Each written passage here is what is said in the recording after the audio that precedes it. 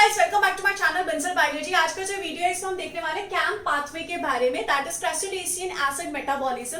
ये जो पाथवे होता है ये स्पेसिफिक प्लांट्स में चलता है, ऐसे प्लांट्स जो कि एरिड एनवायरनमेंट में रहते हैं, यानी कि जिनको बहुत कम पानी मिलता है। तो ऐसे प्लांट्स में ये पाथवे चलता है। चलने का रीजन क्या होता है, यहाँ पे इन प्लांट्स को दिन में फोटोसिंथेसिस करनी है, लेकिन दिन में ये प्लांट स्टोमेटा ओपन कर नहीं सकते, क्योंकि अगर इन्होंने स्टोमेटा ओपन किया तो बहुत ज्यादा वाटर लॉस हो जाएगा। तो इनको अपना जो स्टोमेटा है दिन के टाइम बंद रखना है, लेकिन फोटोसिंथेसिस भी करनी है। अब अगर हम यहाँ पे देखें स्टोमेटा क्यों इंपॉर्टेंट है, स्टोमेटा अगर हम यहाँ पे देखें तो ये H2O को निकालता तो है, लेकिन ये CO2 को अंदर भी लेके आता है। और अगर आपने पढ़ा होगा फोटोसिंथेसिस करने के लिए जो CO2 होता है वो सबसे ज्यादा जरूरी है। अगर CO2 ही आपके पास नहीं है तो आप फोटोसिंथेसिस कैसे कर पाओगे। तो अब यहाँ पर ये दिक्कत है कि दिन में स्टोमेटा ओपन कर नहीं सकते, वाटर लॉस बहुत हो जाएगा, तो करे क्या। तो प्लांट्स ने यहाँ पर क्या सोचा, हाँ इन्होंने ये सोचा कि हम क्या कर लेते हैं, CO2 को स्टोर करके रख लेते हैं। कहने का क्या मतलब है, ये क्या करते हैं, नाइट में स्टोमेटा को ओपन करते हैं। नाइट में अगर ये स्टोमेटा को ओपन करेंगे तो वाटर लॉस तो होगा, लेकिन दिन के कंपैरेटिवली कम लॉस होगा। तो यहाँ पर इस तरीके से इनके पास ये ऐसे स्ट्रक्चर प्रेजेंट होते हैं। ये सबसे इनकी आउटर लेयर है एपिडर्मिस। इन्होंने क्या कर रखा है, नाइट के टाइम स्टोमेटा ओपन कर रखा है। तो यहाँ से क्या होगा, यहाँ से CO2 एंटर करेगा, H2O का लॉस बिल्कुल होगा यहाँ पर, और इसको हम बोलते हैं ट्रांसपिरेशन, लेकिन एज कंपेयर टू दिन यहाँ पे कम लॉस होगा। अब यहाँ पर ये जो CO2 आया है इसको किस में कन्वर्ट कर लिया जाएगा, बाइकार्बोनेट में इसको यहाँ पे कन्वर्ट कर लिया जाएगा। एक बार यहाँ पर ये बाइकार्बोनेट कन्वर्ट हो गया तो अब हमें इसे को फिक्स करना है, फिक्स करके रखना है, स्टोर करके रखना है इस कार्बन को हमें। तो यहाँ पर जो प्लांट्स होते हैं आपको पता होगा उनके पास एक ऑर्गेनेल प्रेजेंट होती है जिसको बोलते हैं क्लोरोप्लास्ट। क्लोरोप्लास्ट में ये फूड स्टोर करके रखते हैं, जैसे कि स्टार्च। तो हमने कहा स्टार्च को एक काम करते हैं, तोड़ देते हैं। स्टार्च को हम ग्लाइकोलाइसिस में लेकर जाते हैं और इसको हम ब्रेक डाउन कर देते हैं, और इससे हम क्या बनाते हैं, एक मॉलिक्यूल बनाते हैं जिसका नाम होता है पेप।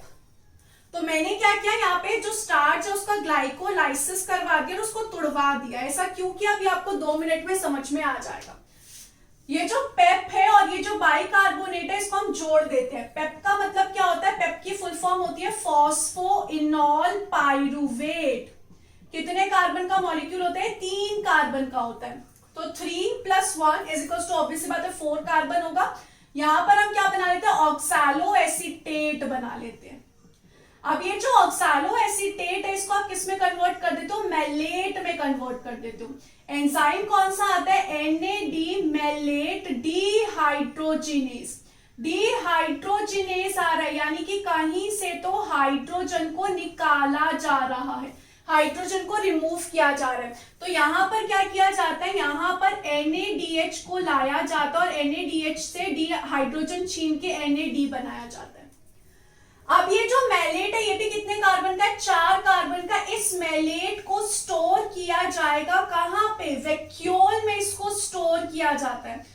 फुल नाइट इसको क्या किया जाएगा, स्टोर किया जाएगा। ये हमारा जो है कार्बन का सोर्स है। अब हमने यहाँ पे कार्बन को, एक कार्बन मॉलिक्यूल को स्टोर करके रखा है। आप देख सकते हो शुरुआत आपने 3 कार्बन से की थी और आपने एक कार्बन को यहाँ पे स्टोर कर रखा है। तो अब आपको टेंशन नहीं, आप सुबह भी फोटोसिंथेसिस चला सकते हो, प्लांट सुबह भी फोटोसिंथेसिस चला सकता है और अपने स्टोमेटा को क्लोज भी रख सकता है।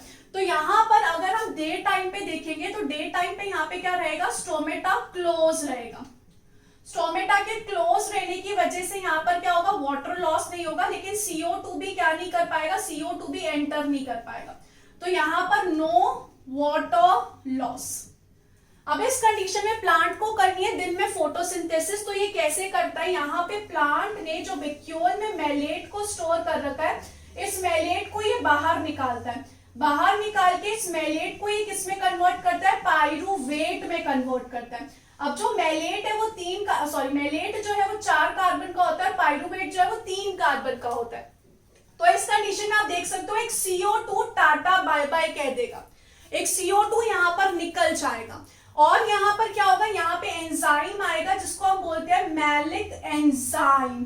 मैलिक एंजाइम आएगा यहाँ पर आपने NADH से NAD बनाया था, इस स्टेप में उल्टा हो जाएगा। इस स्टेप में आप NAD से NADH बनाओगे, उल्टा हो जाएगा पूरा। अब यहां पर ये CO2 फ्री हो गया। CO2 बोल रहा है कि ठीक है, मैं जा रहा हूं किसके पास, मैं जा रहा हूं यहाँ पे क्लोरोप्लास्ट के पास, और क्लोरोप्लास्ट को जाके मैं बोल रहा हूं कि भाई फोटोसिंथेसिस तू तो कर दे, यहाँ पर क्या चला दे, यहाँ पर फोटोसिंथेसिस कर दे तू, यहाँ पर CO2 को यूज कर और यहाँ पर क्या बना दे, खाना बना दे। वही पायरुवेट को भी हम वेस्ट नहीं करेंगे, पायरुवेट को भी हम वापस लेकर आएंगे। पायरुवेट से हम वापस से क्या बनाएंगे, ट्रायोस फॉस्फेट बनाएंगे, और इससे हम फिर से स्टार्च बना लेंगे। तो हमारा खाना भी यहाँ पे क्या नहीं होगा, वेस्ट नहीं होगा। और इस स्टेप को हम क्या बोलते हैं, स्टेप को हम बोलते हैं ग्लूकोजेनेसिस, क्योंकि हमने यहाँ पे स्टार्च की सिंथेसिस कर दी। तो ये इस तरीके का कैम्प पाथवे होता है। बेसिकली ये क्यों चल रहा है, कि आपको एक CO2 को स्टोर करके रखना है रात में, ताकि डे में फोटोसिंथेसिस हो सके, स्टोमेटा क्लोज हो सके, ताकि वाटर का लॉस ना हो सके।